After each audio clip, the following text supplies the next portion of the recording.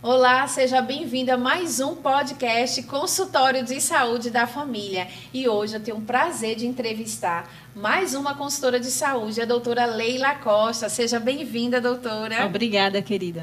Maravilha. E para me ajudar, hoje vamos ter também a honra de receber mais uma consultora de saúde, que é Jeane Carla. Seja bem-vinda, Jeane. Prazer estar aqui com vocês. Muito bom. Obrigada pelo convite. Maravilha. Gente, eu quero agradecer a você que já está seguindo o nosso canal, que está curtindo nossos vídeos, e eu quero fazer um apelo. Continue compartilhando esse vídeo. Tem um sininho aí, toca nele para que quando a gente postar um vídeo novo, você possa receber de primeira mão, tá bom?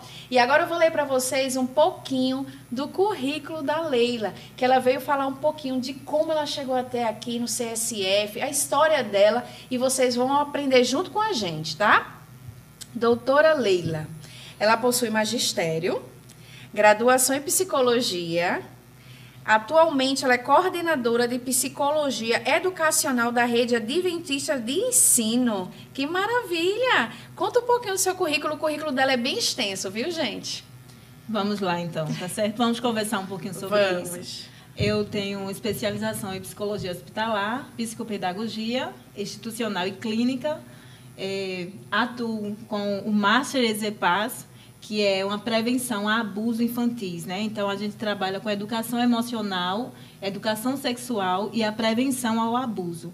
E estou aqui a serviço, estou aqui para servir. Que maravilha, que maravilha. Me conta, Leila, como foi essa primeira experiência com o magistério? Deixa eu contar para vocês. Minha primeira impressão era que eu iria atuar como pedagoga. Então, o caminho foi o magistério, né? Para conhecer, saber como é que funciona. E aí, diante desse contexto, no magistério, eu fui estagiar. Sabe aquele estágio que a gente vai para a escola, observa as crianças, né? E faz aquele contexto todo? Sim. Pronto. Nenhum desses estágios, eu acompanhei uma criança com necessidades especiais. E me angustiei. Diante do contexto daquela criança, da vivência escolar, a gente não tinha um aparato suficiente para tratar com aquela criança. Então, diante do fato de não entender qual era a necessidade especial daquela criança, a escola não tinha nem sequer o laudo da criança, não que necessariamente é obrigada a ter o laudo, mas assim, é importante a gente saber o contexto, como é que a escola pode contribuir melhor para o desenvolvimento dessa criança. E aí, dentro desse contexto, eu, enquanto profissional, né, que estava me especializando para ser pedagoga, me angustiei em pensar como eu posso contribuir com essa criança se eu não entendo como é que ela funciona. Aí recorri, né, à coordenação, a outros professores, e eles não sabiam como conduzir no desenvolvimento dessa criança. Foi aí que eu pensei, eu preciso de algo mais.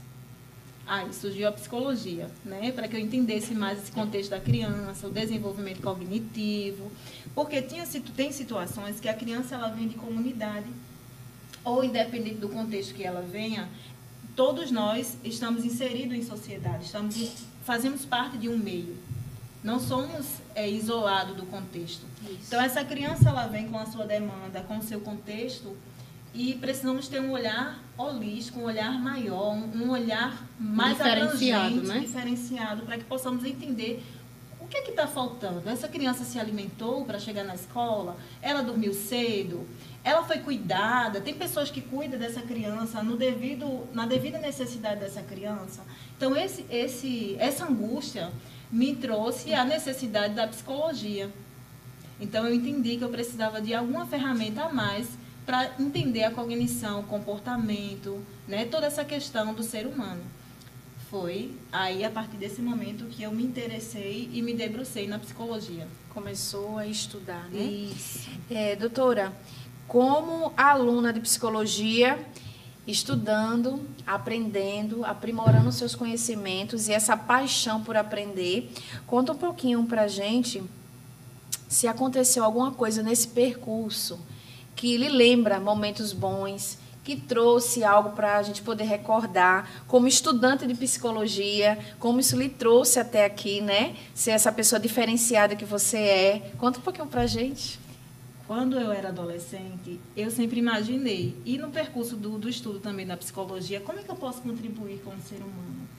eu tenho dentro de mim uma necessidade de servir. E eu acredito que todo ser humano ele nasce com um propósito. Nós não nascemos, eu tenho essa concepção, não nasci apenas para pagar boleto no final do mês. Muito bem. Né? Para trabalhar, viver o contexto familiar e encerrar por aí. Eu acredito que temos propósito. Eu acredito muito no propósito, acredito muito no humano. E a vida faz mais sentido, né? Quando a gente pensa dessa forma. Isso. Como eu posso ajudar o próximo, né? Isso. Porque eu estou aqui na Terra. Isso. Então, eu acredito muito no ser humano, eu acredito no propósito de existência de todo ser humano. Eu acredito que nós não nascemos, não existimos por um acaso, por pouco tempo, né? Porque se viermos contar a quantidade de tempo de um ser humano, poucos chegam a 100 anos, não é? Verdade. Então, a gente entende que existe dentro do humano algo muito poderoso para findar tão rápido e encerrar o ciclo ali. Eu penso que nós nascemos com propósito. E o meu maior propósito é servir. Eu estou neste mundo porque eu preciso servir. Sei que existem pessoas que precisam ser cuidadas e eu estou aqui para isso. Que coisa linda. Que bom, né? Coisa linda. Ouvindo você falando assim, a gente fica desejosa de muitos psicólogos terem essa paixão também. Porque encontrar pessoas humanas que queiram trabalhar com amor é muito bom. Quem me dera todos os profissionais trabalhassem assim. A gente teria um mundo muito diferente. Exatamente. Com mais amor, não é? Vendo aqui seu currículo, você também trabalhou em clínica de recuperação. Isso, eu trabalhei em clínica de reabilitação, álcool, droga e transtorno mental. Com pessoas que são adictas, né, que têm essa vivência no uso da substância psicoativa. E o interessante notar que são pessoas que precisam ter uma reconexão com a existência, com a família, uma reconexão com a sociedade, voltar até o convívio social, não é? E eu acredito muito no humano, acredito muito na recuperação, acredito muito na potencialidade do humano, acredito muito que o humano ele é extraordinário e que ele tem muito mais para oferecer. Então, eu não limito o humano diante do contexto que ele está naquele momento, porque todos nós podemos atingir sempre mais. Sempre mais, sempre mais. Acredito muito na possibilidade do humano. Isso é muito bom. O que eu acho interessante na fala de Leila é porque ela sempre vê além do que o paciente pode estar apresentando, a criança, o usuário de álcool e drogas, por exemplo, pode estar apresentando naquele momento. O que eu percebo é que muitas psicólogas que não têm essa visão tão diferenciada como Leila, e que bom que ela tem essa visão, é porque muitas vezes, eu até já escutei algumas vezes a psicóloga falar assim, mãe, não vai melhorar não, é daqui para pior, vai tomar o remédio, mas não vai melhorar não. Não dá esperança, não dá esperança de cura, não dá esperança que a pessoa está naquela situação porque está doente melhorar. E que pode melhorar. E que a terapia vai servir justamente para isso. Não é verdade? E é importante ter profissionais que dão essa esperança, porque a pessoa, quando está doente, ela vai sem esperança para o consultório, né? A criança, quando ela apresenta alguma deficiência cognitiva, ela não tem esperança. Muitas vezes até a família não acredita que a criança vai melhorar. E tem um profissional que vai dizer, não, vamos juntos, arregaçar as mangas, vamos cuidar, vamos levar para o psiquiatra, vamos fazer, né, com a equipe multi da escola também, e a criança vai ficar bem, vai melhorar. Então, isso é louvável. Muito, muito bom. Sem falar que quando a mãe, a família em si, ela tem esse resultado, esse diagnóstico, a casa cai. Você não tem uma base emocional e estrutura para a gente poder se restabelecer. E é importante ter alguém que tem um coração, que tem amor na profissão e pegue na mão. Exatamente. Isso é muito importante. Né? A gente cria esperança. E assim eu acho que as pessoas elas vão se levantar, porque é muito bom quando tem alguém que acredita na gente, não é? Diante de clínica de reabilitação, a gente percebe esse contexto, né? O paciente, geralmente, na clínica de reabilitação, ele já chega meio que sem esperança, né? Já está ali naquela questão de desamparo, de tristeza profunda. E aí, dentro da clínica, a gente trabalha com a internação voluntária, que é a internação quando o paciente sente o desejo de ir para a internação. Trabalhamos com a internação involuntária, que é quando esse paciente ele ele é resistente, ele não tem o desejo de ir na clínica, e a família faz essa intervenção. E temos a intervenção compulsória, que é quando a família ela precisa de um apoio maior. Então, ela precisa que a prefeitura, junto com o Ministério Público, faça essa internação. A internação, geralmente, ela dura a partir da necessidade do paciente, né? A equipe multidisciplinar vai avaliar esse paciente e aí desenvolver, junto com todo o contexto daquele paciente, a sua alta. Então, vai depender muito, pode durar 3 meses, 6 meses, vai depender do contexto, 1 ano, 9 meses, vai depender do contexto desse ser humano, tá? Dessa pessoa que está, nesse momento, precisando do acolhimento. Que muitas vezes a família, quando chega, já pergunta, né? Ele vai ficar quanto tempo aqui? Quanto tempo ele vai ficar bom? Isso. Na verdade, não tem como dar uma certeza, né? Vai ter que acompanhar para poder falar. Isso. Mas... E, assim, existe muito a questão da crença limitadora, né? As pessoas, a sociedade em si, elas tendem a olhar com um olhar crítico, né? Patogênico? Eita. Patogênico é essa? Na realidade, ela olha com um olhar de limitação para aquele humano. E de julgamento, né? Também. Como se, assim, por exemplo... esse paciente, ele está nesse contexto, então logo ele é isso. Uhum. A pessoa entrou num quadro de depressão, ela é um depressivo. Ele entrou no processo de uso de substância química, ele é simplesmente um usuário, um dependente químico, e eu não consigo olhar por esse lado. Eu consigo olhar por um ser humano que está em tratamento, ou que precisa de um acolhimento, de um tratamento, sabe? Ali nós temos um humano. E, diante do nosso contexto, da nossa experiência enquanto profissional, a gente consegue ver muitas coisas acontecendo.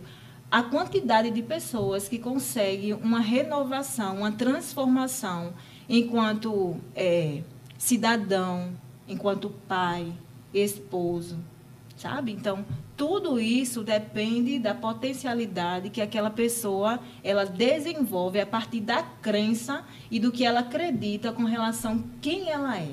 Quem sou eu? Entendi. Faz muita diferença. E muitas vezes a questão dela ter uma fé, ou uma religião, ou ela ser mais positiva, isso ajuda também no tratamento ou não? Sim. A positividade, a fé, a crença, e aqui a gente não está delimitando qual fé, né? Sim. Mas, assim, saber que existe um poder superior que possa influir, que possa ajudar, que possa auxiliar essa pessoa no desenvolvimento. Porque na clínica de reabilitação a gente não trabalha com religião, a gente trabalha com a espiritualidade, sabe? Então, assim, a grande maioria das clínicas de reabilitação, pelo menos pelas quais eu passei, a gente trabalha com a espiritualidade, né? Que eles fazem o trabalho espiritual, o cuidado com as questões da fé, sem trazer religião. Então, quando se tem fé dentro de um contexto de reabilitação, a gente consegue ver, sim, uma diferença. Então, é mais chance de sair daquela situação. Sim, se a pessoa se permite, né? Ela Sim. precisa se permitir. Nossa, muito forte isso, né? Doutora Leila, a senhora também é coordenadora da Rede Adventista de Ensino. Também lida com crianças, né? Isso. Só quem tem muito amor pode cuidar de criança, ver aquele ser pequenininho ali e poder cuidar. Conta um pouquinho dessa experiência para a gente. A criança, eu acredito que ela é a base. E toda a base, ela precisa ser bem estruturada, ela precisa ser bem cuidada, ela precisa ser amada, acima de tudo, né? Então, quando a gente pensa em construir uma casa, a gente pensa que ali vai ser o nosso lar. E a gente precisa cuidar bem, principalmente da base, da construção, independente se essa casa já estiver pronta, né? Mas ali o nosso sonho, o que é que a gente vai levar para aquela casa é a base, é o começo. Imagina agora uma criança em desenvolvimento. E a minha preocupação hoje é com relação à alimentação das crianças, a essa questão emocional, a questão da fragilidade emocional, o limite, a questão do não, o medo de frustração, né? Vivemos em uma sociedade em que o sim é muito constante. E os pais, vivemos em uma sociedade em que os pais, a grande maioria, tiveram vida difícil, né? Uma vida mais que exigiu mais dos pais deles. Então, assim, nessa sociedade que estamos hoje, os pais são mais permissíveis. E dentro desse contexto de permissão, temos muito adoecimento, muita gente fragilizada, muito contexto, No nosso tempo, enquanto criança, eu lembro do meu tempo enquanto criança, né? Que a gente brincava, subia em árvore, né? Brincava ali nos sítios, a gente tinha acesso à natureza. E hoje o que a gente consegue perceber dentro da nossa sociedade é que as crianças elas estão cada vez mais limitadas às paredes, limitadas a estar no quarto, a estar por muito tempo diante das redes sociais. E essas crianças não têm mais interação social.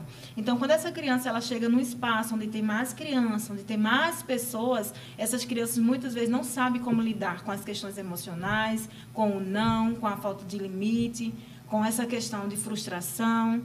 Aí vem os adoecimentos, né? A gente começa a perceber a criança entrar num processo de desorganização, de estresse, de angústia. Tá? Então, assim, a alimentação influencia nisso? Sim, sim. Existem estudos científicos que comprovam que a alimentação está relacionada também a muita questão química do cérebro. Então, quando a gente percebe que uma criança ela está irritada, ela está com processo de dificuldade de aprendizagem, de necessidade de mais apoio, de mais pessoas ali dando suporte para ela, em alguns contextos, essa criança ela precisa ajustar a sua vida social, mas principalmente a sua vida familiar. A criança, por muitas vezes, não está mais participando da refeição familiar, sentar na mesa, conversar, atribuir para o outro, né, a questão do afeto, do carinho, do respeito. E essa criança ela fica meio solta, sem orientação. Porque os pais não dão orientação? Não, não é isso. Porque muitas vezes os pais eles estão sobrecarregados de tarefas. E em algumas situações percebe-se que essas crianças elas estão recebendo muita coisa e estão esquecendo de ser colocado para elas os limites, as normas, as regras, sabe? Então, um pai que trabalha o dia todo, e isso é louvável, louvável, você sair da sua casa para buscar subsídio para essa criança, é louvável. Mas, em alguns contextos, você sai, a criança está dormindo, você chega à noite, a criança permanece dormindo. Ou seja, você encontra, não é que ela permanece, né? Mas ela chegou no momento de cansaço e agora foi descansar um pouco, e você saiu, a criança estava dormindo, você voltou, encontrou a criança novamente dormindo. E cadê a interação? Cadê o sentar na mesa? Cadê as memórias, né? Isso. Saber como foi o dia, né? Isso. Como foi na escola, filho. Coisa que a gente tinha na nossa infância. Sim. Eu via meu pai chegar, a minha mãe não trabalhava, né? Ela pôde cuidar da gente, né? Ela teve essa bênção, diferente de mim, que trabalho. Então, hoje o mundo mudou muito. No tempo que a gente era criança, a gente tinha a liberdade de botar o pé no chão, na areia, na terra. A gente morava, tinha quintal nas casas. Exatamente. Hoje o pessoal está morando muito em prédio, né? Fazia bolinho de areia. Bolinho de areia, brincava de bola de gude. Acho que vocês que estão aí, se for jovem, então vai nem conheçam, não sabem nem que brinquedo é esse. Porque tem crianças hoje que nunca brincou de bola de gude. Peão, tudo a gente brincava. Pipa, empinava pipa. Eu lembro que eu era tão magrinha que eu fui soltar uma pipa, a pipa quase que me levava.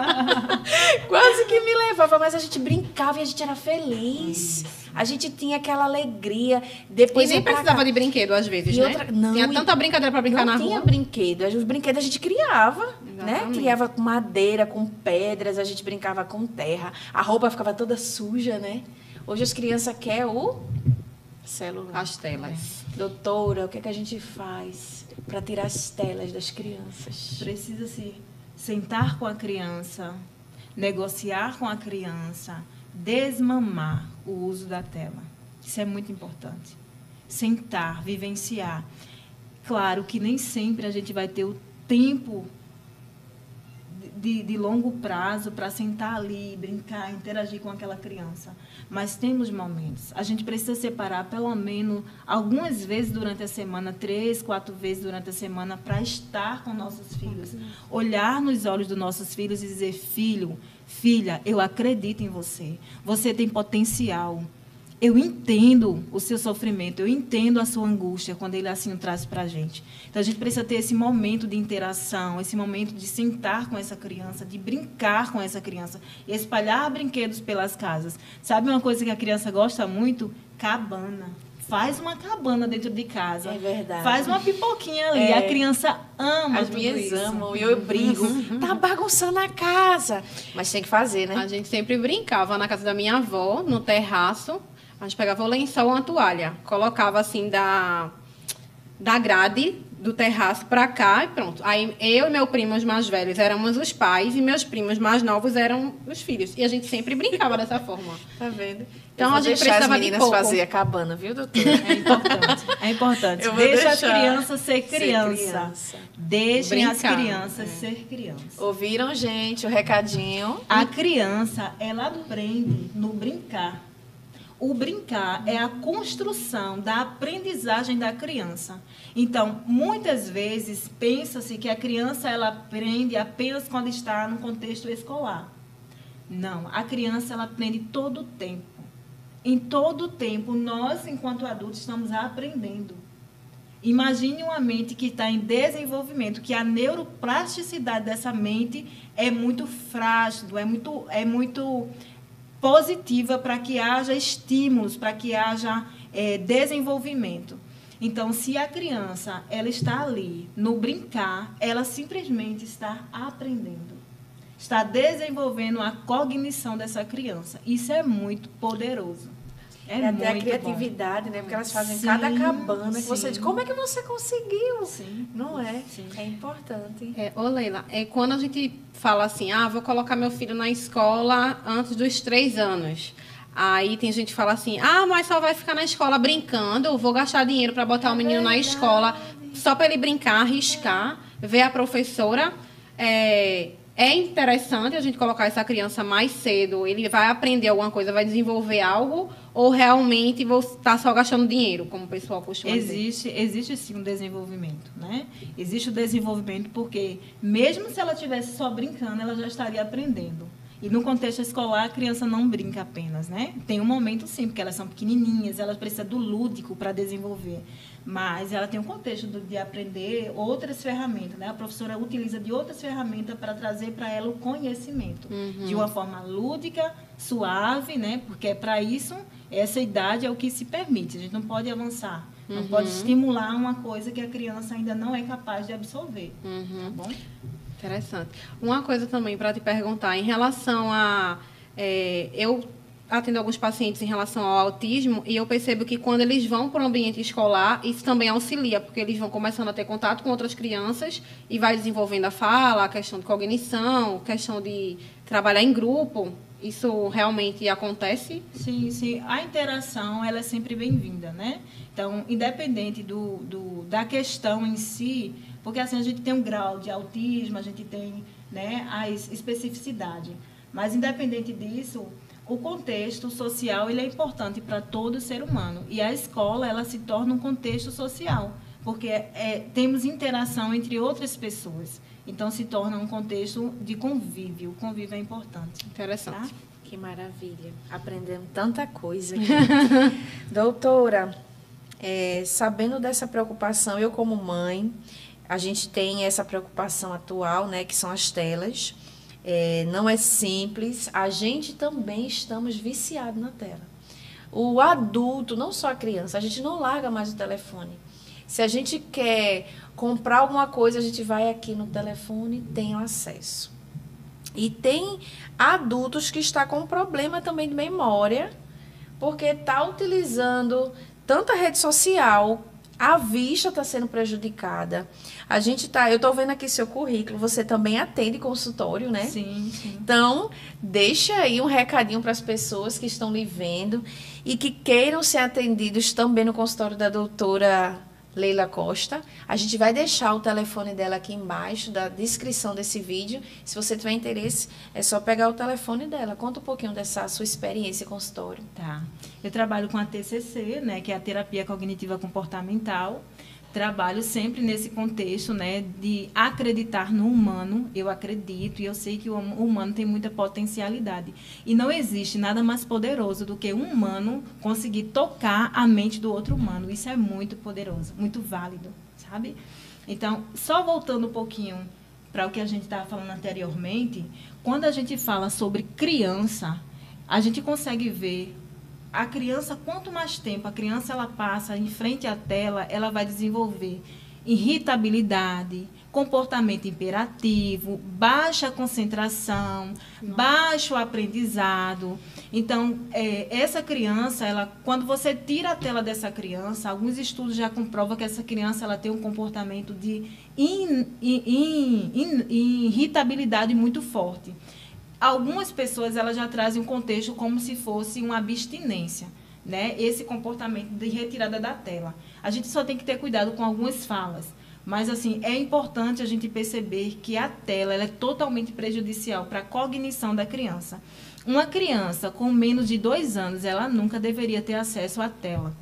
E hoje nós vemos crianças com menos de 2 anos por horas em frente a uma tela. Então precisamos prevenir essas crianças, ó. O contato com a tela, o tempo de duração em frente a essa tela, o contexto que essa criança está inserida, assistindo essa tela, o que essa criança vê.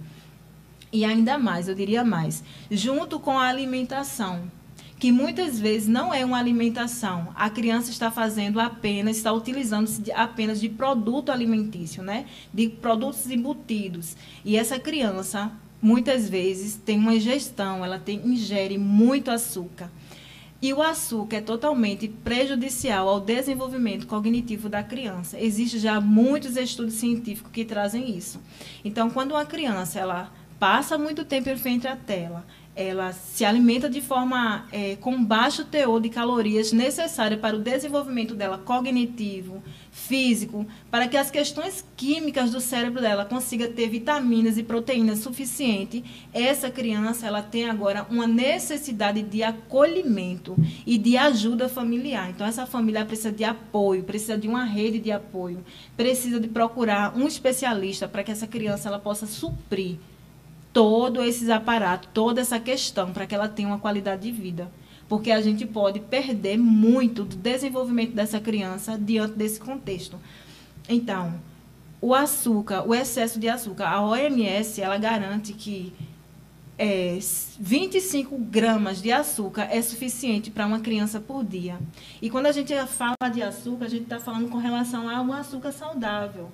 E hoje a gente vê que as crianças elas se utilizam muito de açúcar que não tem uma quantidade significativa de coisas que são positivas para o corpo dela. Então, são açúcares vazios. Açúcares, por exemplo, de biscoito, de bombons, sabe? E o açúcar está muito relacionado a prazer, a memórias afetivas. Então, se tem um aniversário, tem que ter refrigerante. Se tem aniversário, tem que ter bolo.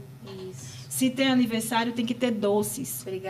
Brigadeiros, bombons. E as crianças, elas vão acreditando que, para que ela seja feliz, ela precisa estar sempre utilizando de açúcar. Então, a gente está viciando as crianças no açúcar. Estamos causando nas crianças, nas nossas crianças, muitas vezes, um contexto em que não é saudável para essa criança, né? Uma fala importante. Isso é muito sério. Então, temos criança hoje, bebês, pequenas, de colo, já com diabetes. Nossa.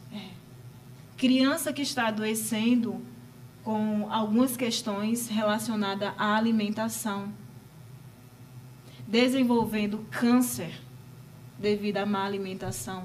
Criança que não é acostumada a comer frutas, comer verduras, se alimentar de raízes, né, de algo que vem da natureza. Então, essas crianças estão, muitas vezes, perdendo muito do seu desenvolvimento físico, mental e cognitivo, diante da alimentação.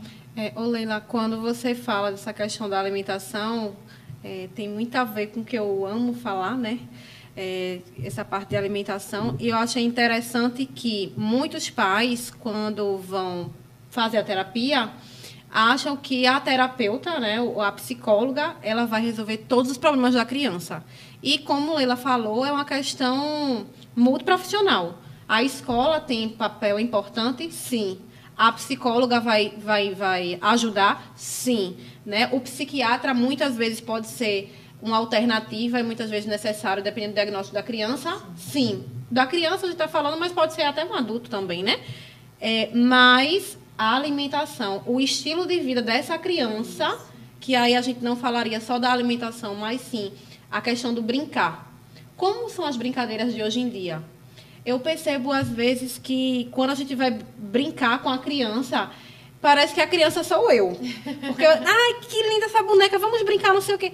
E faz uma historinha para brincar com a criança, e a criança, que sem graça, e já quer ir para o celular.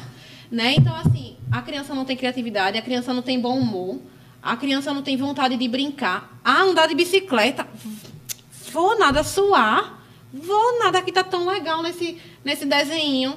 Então, a gente percebe que as crianças estão ficando diferentes, mas eu percebo, não sei se eu estou errada na minha fala, mas que os pais também mudaram.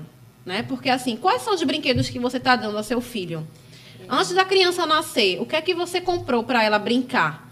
Eu percebo que na internet tem muitos videozinhos, inclusive eu mostro até a meus familiares, a meu esposo, meus pais.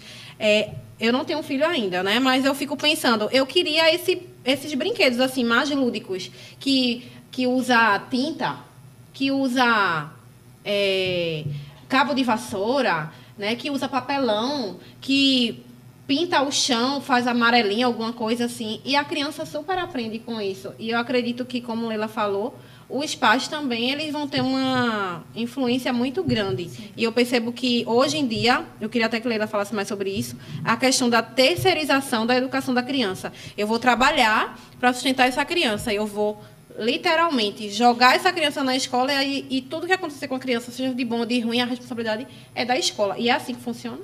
Na realidade, a escola está para a escolarização, né? Os pais que estão para a educação. Claro que dentro desse contexto existe a educação também, porque é um contexto onde o ser humano está lidando com o ser humano. E aí a gente precisa de orientações, desse cuidado, às vezes na higienização, às vezes crianças pequenas. Mas, assim, a escola é para a escolarização. Os pais para a educação. Sempre. Não pode ser invertido esse papel. O papel tem que ser distinto, tem que ser claro, para que cada um atue dentro do seu contexto e assim a criança tenha um desenvolvimento. Porque, afinal de contas, quem é o nosso maior, o principal alvo é a criança, que é o ser que está em desenvolvimento. O adulto já sabe escolher e optar sobre sua vida. Porém, o que a gente percebe hoje é que as crianças, elas muitas vezes... Gente, aqui a gente não está generalizando, tá? A gente está trazendo alguns pontos. Porque existem muitas crianças que elas são muito bem orientadas, vou dizer assim, com relação à alimentação, ao cuidado, à higiene, o som. Acho que os pais já estão também, muitos já pensando dessa forma. Mas essa conversa é boa, porque muita gente em casa talvez não tenha esse conhecimento. Porque eu, com minha filha de 2 anos, eu dei um celular de presente para ela e achei que eu estava fazendo a melhor coisa da minha vida. E quando eu me dei por conta que era errado, foi quando eu comecei a estudar. Que eu vi que eu não estava certa. Uhum. Então, muita gente em casa pode estar ouvindo o que vocês estão falando aqui e tomar uma decisão para melhorar na educação dessas crianças. Conhecimento liberta, né? Então, isso é muito importante ser comentado. Sim. Então, assim, a criança, muitas vezes, quem escolhe o que é que vai comer. Muitas vezes as crianças vão com os pais no supermercado e ela vai colocando o que ela quer dentro do carrinho. É verdade. E em algumas situações, alguns pais, eles têm até receio, ele se torna vítima, não me tenham como uma palavra pesada, tá? Mas ele se torna vítima das crianças. Porque se não coloca o que a criança deseja naquele carrinho, a criança vai fazer birra, a criança vai gritar, a criança vai espernear e o pai se torna refém dessa criança. Vamos dizer que, mais ou menos, a gente não pode ser generalista, né? Mas se perder um pouco o equilíbrio. Quem é a hierarquia nesse papel? Quem diz para a criança o que fazer? Quem tem o conhecimento da saúde, do futuro, de experiência de vida, porque a experiência é que amadurece o humano. Quem chegou primeiro a esse mundo? Sabe? E muitas vezes os papéis são invertidos. O pai ali se coloca no lugar de filho, o filho se sobressai e é o filho que diz para o pai o que quer comer. E em algumas situações, os pais eles chegam diante de um profissional e perguntam: doutor, doutora, eu não sei o que fazer. Perdeu o controle. Perdeu o controle. Isso O é meu triste, filho né? não come, não, ele não se alimenta, ele não gosta, ele não se alimenta de frutas, ele não. E aí a gente consegue perceber que a gente precisa fazer uma reeducação familiar. A gente precisa agora trabalhar trabalho em com essa conjunto, família, né? sim. Eu percebo que muitas vezes os pais colocam a culpa na criança e dizem assim: não, a criança está doente e a criança que vai para a terapia. Mas eu já vi algumas famílias que a própria psicóloga chamava a família e falava assim: a criança está com problema porque os pais estão com problemas e esse problema está refletindo na criança. Sim. Não é verdade? Com certeza, muito bem colocado. E a gente percebe que, diante desse contexto, a criança é criança. E ela precisa de orientação, precisa de recursos, precisa de ferramenta, precisa de uma psicoeducação para saber e entender qual o papel. Aquela família precisa dessa psicoeducação. Qual é o papel da mãe, qual é o papel do pai e qual é o papel da criança. Sabe? A criança, ela precisa entender que tem situações que ela vai receber o sim, mas tem situação que o não é primordial. E eu ainda diria mais, tem situação que o não vale mais que um sim. Que o não previne mais a vida do que um sim naquele momento, sabe?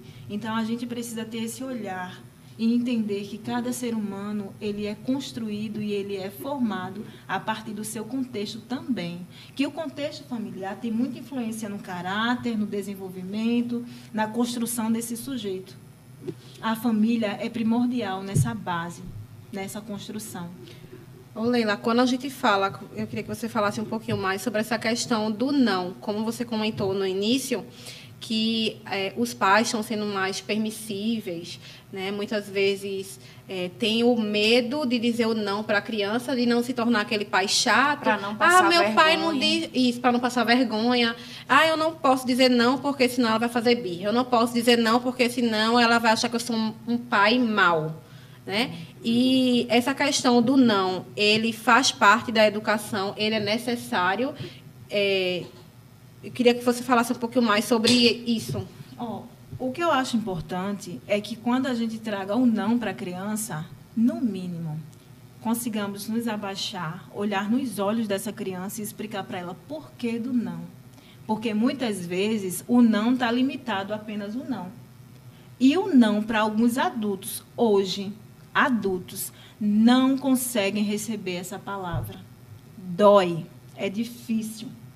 É uma palavra de negatividade, é uma palavra de rejeição, diria assim.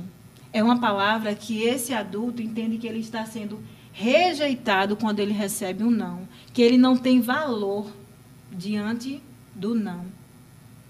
E nós precisamos educar nossas crianças, que o não é importante, que o não ele constrói. O não deveria ser colocado no lugar de negatividade, mas sim de assertividade, de respeito, de domínio, de controle. De limite, de né? limites. Né? Quando uma criança ela não recebe um não, essa criança provavelmente vai desenvolver um processo de medo, de frustração, medo de lidar com as demandas da vida. Vai se tornar uma criança ou um adulto com mais ansiedade, com mais possibilidade de ter depressão, entendeu? Então, essa criança ela precisa entender que o não ele é válido e ele, vou dizer assim, ele é rico na vida do ser humano. O não deveria estar ao nosso favor e não contra a gente. O não deveria estar ao nosso livramento, benefício. Né? Sim. Isso. Aí tem aquela história. Todos, né, pensassem assim. Tem aquela história, né? Você não vai, mas mãe, todos vão. Mas você não é todo todos. Não é? Aquelas palavrinhas de mãe. Isso, todo mundo tem uma, decorada, né? Virou um jargãozinho.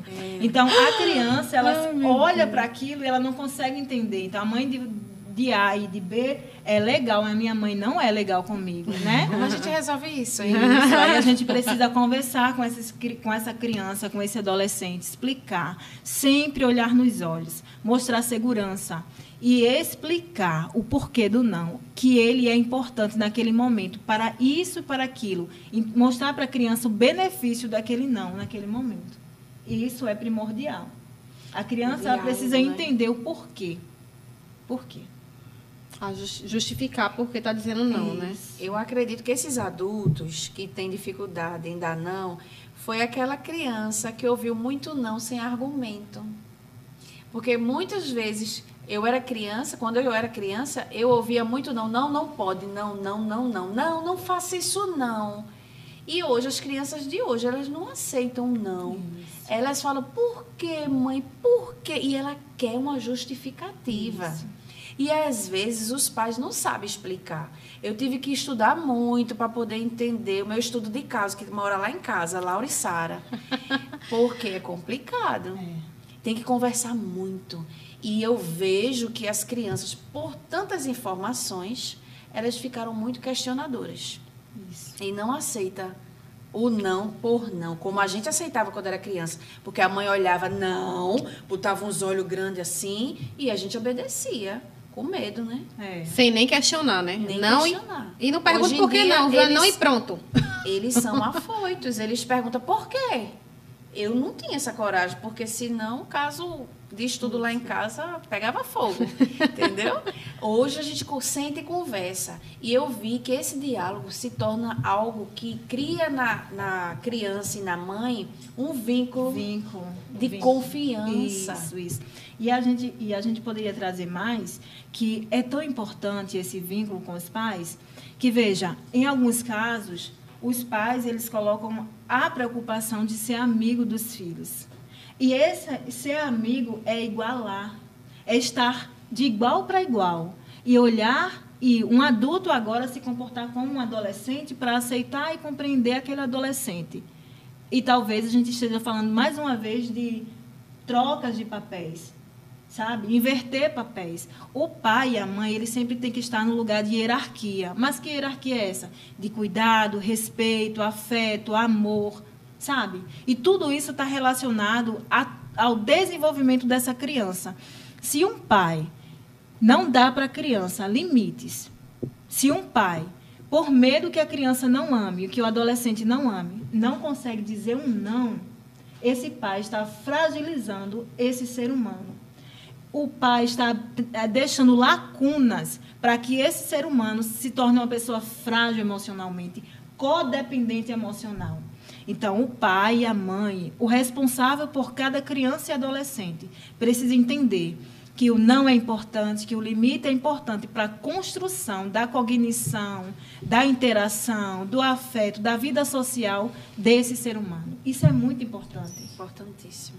A criança não pode ficar solta ao que ela sente necessidade de fazer, porque ela não tem estrutura. Quem responde por ela? Ou ela dá o limite a ela mesma, porque ela não vai saber o limite, né? Isso. O adulto é que tem que dar. Tem que instruir, né? Eu percebo que algumas vezes, quando a gente fala para os pais em relação ao que você falou, em relação à alimentação, não, mas eles só comem isso. Não, mas ele só gosta disso. Mas quem foi que ofereceu essa alimentação? Quem é que tem o poder de compra dentro de casa? É a criança? Ela que recebe o dinheiro? Ela que trabalha? Então, como é que é ela que decide o que é que ela vai comer, o que é que ela vai vestir, para onde ela vai, que horas ela volta? E assim, toda alimentação, muito bem colocado. Toda alimentação que ela é muito condimentada, ela tem muito condimentos, ela é muito adocicada. Toda essa alimentação ela vai fazer com que a criança ela perca o apetite, o sabor da comida original, real, não é? Porque aí sempre tem uma dosagem a mais de algo. Ou do sal, ou do açúcar, do tempero ali, sabe? E aquela criança perde, né? Perde isso. A vontade de comer alimentos originais. Tem até uma palavrinha que eu estou querendo lembrar. O paladar, ele fica pervertido, vamos dizer assim. Isso.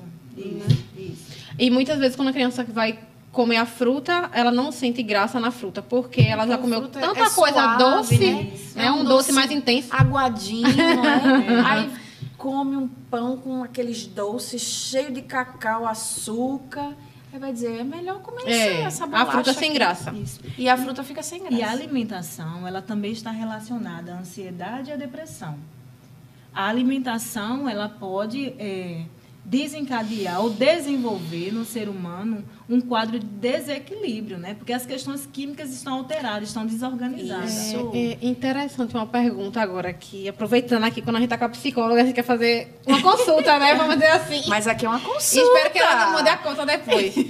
Em relação a essa questão de alimentação que você mencionou agora, depressão e ansiedade. Se eu estiver passando por um processo, por exemplo, de depressão e ansiedade, se eu melhorar a minha alimentação, isso também vai ajudar nas minhas questões cognitivas e na questão da terapia, provavelmente eu vou ficar curada mais rápido dessa situação. Vamos primeiro entender o que é ansiedade e o que é depressão, tá? A ansiedade, ela é a preocupação excessiva com o futuro. Então, todos nós temos ansiedade. E isso é bom, porque a ansiedade, ela nos traz angústia. E a angústia faz com que a gente tome decisões. E a gente vai lá e resolve. Mas quando essa ansiedade, ela vem acompanhada com taquicardia, sudorese, sensação de sufocamento, desmaio. Quando essa ansiedade ela vem acarretada com dores no estômago, né? Muitas vezes parece ser uma gastrite, algo desse sentido.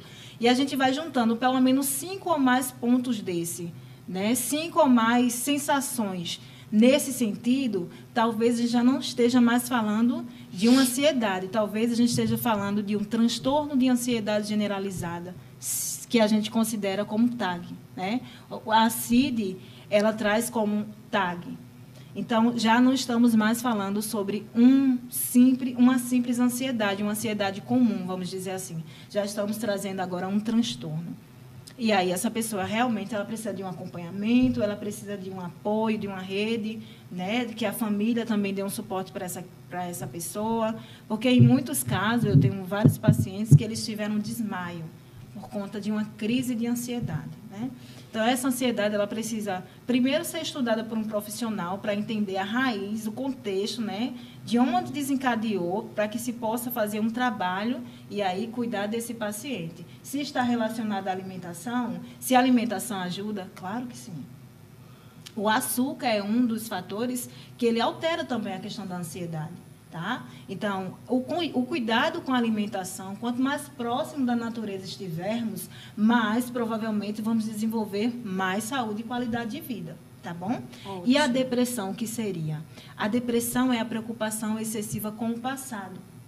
No passado, a gente não volta. Então, a gente precisa ressignificar esse passado para que a gente possa viver o agora e trabalhar para que o nosso futuro ele seja brilhante. Então, ressignifica o passado, lá a gente não volta, trabalha o presente e o futuro, com certeza, vai ser brilhante. E como é aquela sua frase do passado, que você falou aqui? Fala aí, pessoal. Tá. Então, a gente não volta no passado, então é daqui para frente. Isso, daqui para frente. É uma CSF desenrolada. Doutora Leila, estamos chegando ao finalzinho desse podcast. E eu queria que ele durasse aqui horas, porque o assunto está muito bom, muito proveitoso, muito... como é que eu posso dizer? Está instruindo muito as mães, até adultos também.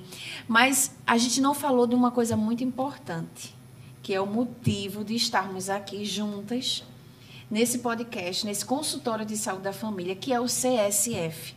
Diante de tudo isso que a gente escutou, onde entra o CSF na sua história? Tá bem, vamos lá, né? Então, como eu falei para vocês anteriormente, eu passei, né, trabalhei em 4 clínicas de reabilitação, álcool, droga e transtorno mental. Em uma dessas clínicas em que eu atuava, eu recebi uma mensagem. Após atender alguns pacientes, eu recebi uma mensagem no WhatsApp de uma amiga, Daniele, e ela estava mandando um convite para que eu fizesse parte de um programa chamado Obra Médico Missionário. Eu amei. Porque eu já tinha um desejo de servir, como eu disse para vocês, desde que eu era adolescente, que eu tinha sempre esse desejo de servir.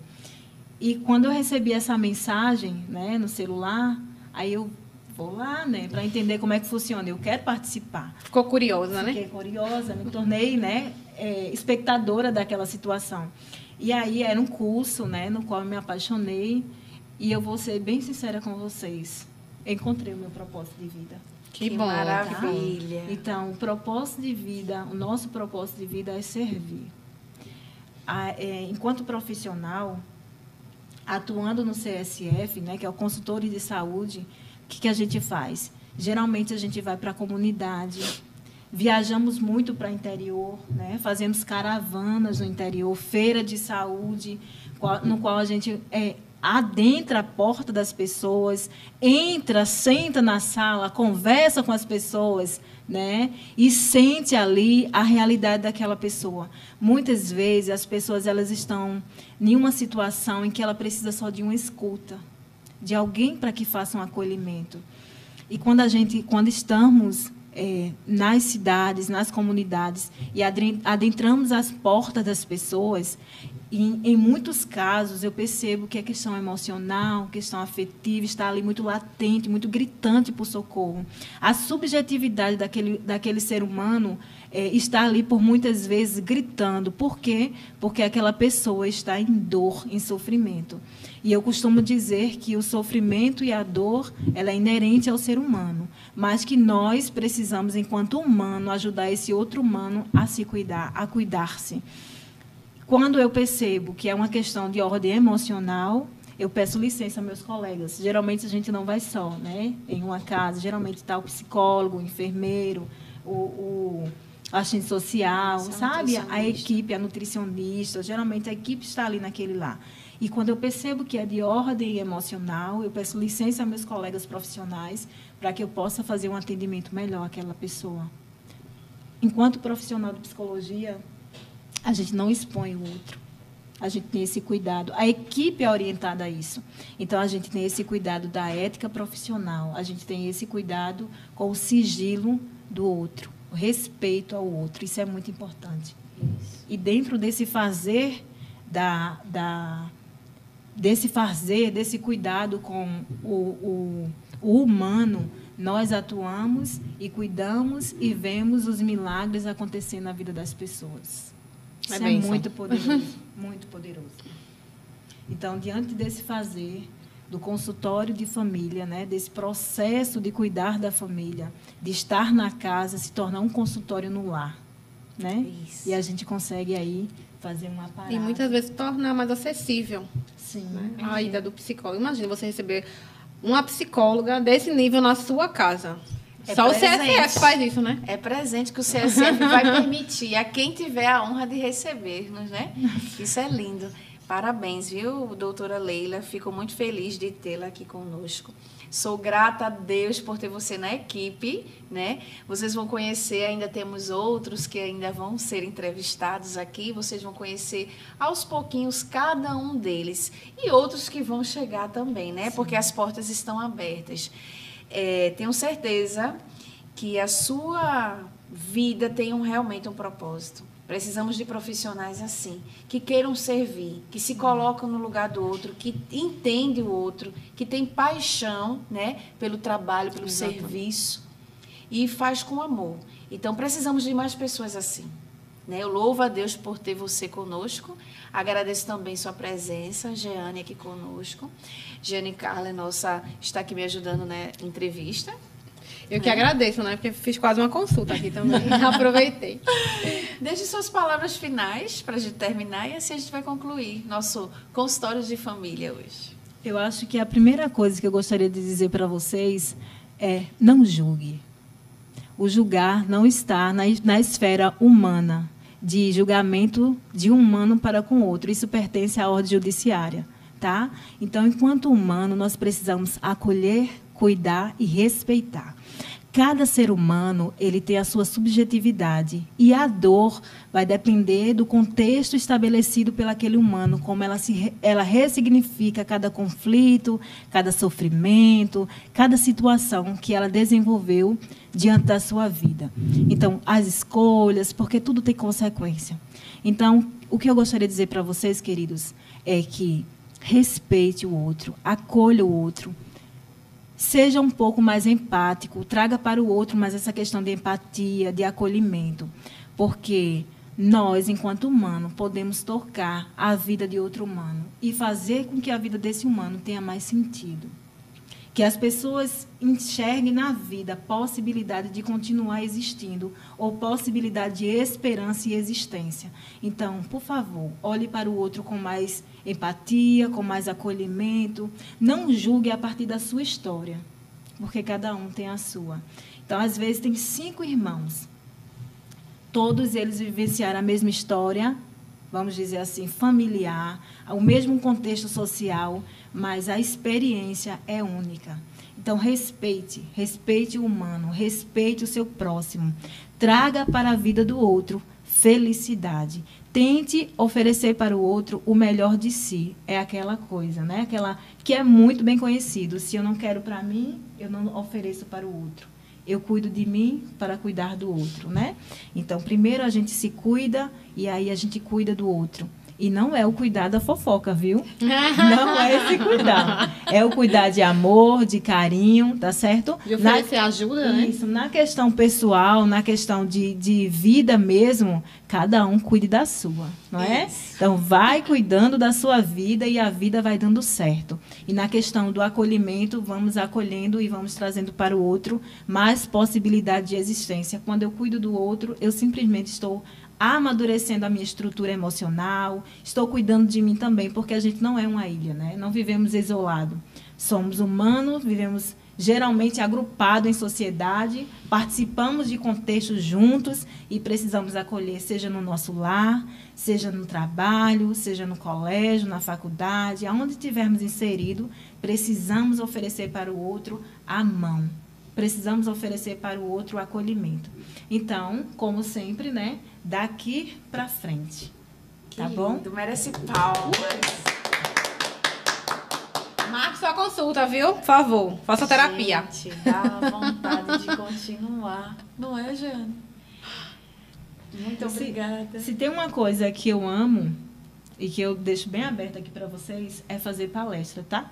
Então, eu amo fazer palestra, tá certo? Então, a gente pode trabalhar as questões emocionais, as questões de abuso, de prevenção ao abuso, porque a gente vê em muito contexto, né, que as crianças, elas passam por abuso, elas entram nesse processo de abuso. Difícil. E se tornam, em muitos casos, adultos com medo, com muita fragilidade. Em muitos casos, talvez nem lembre do abuso que passou, né? Então, essas crianças, nossas crianças, quem entramos em contato, com quem entramos em contato, precisamos ter o olhar de proteção.